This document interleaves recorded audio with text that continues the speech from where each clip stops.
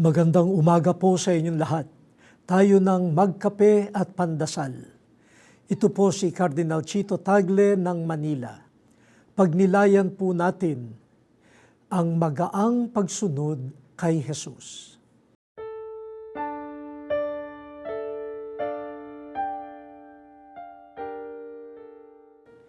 Malimit ko pong narinig na napakabigat naman sumunod kay Jesus. Hindi po yan bukang bibig lamang. Kahit sinong nagsisikap sumunod sa Kanya ay makapagsasabing, totoo po yan. Subalit sa halip na iwasan ang pagsunod kay Jesus, tanungin natin, papaano mapapagaan ito?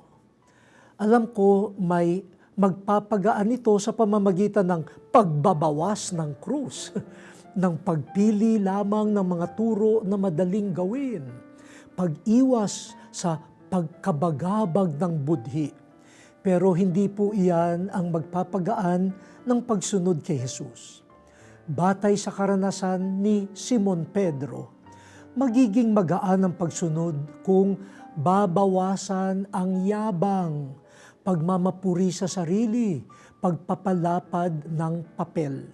Yan po ang nagpapabigat sa paglakad natin. Bawasan ang pagtutok sa sarili at magiging magaang dalhin ang sarili sa pagtahak sa landas ni Jesus.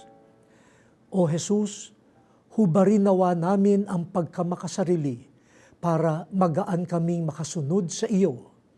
Amen.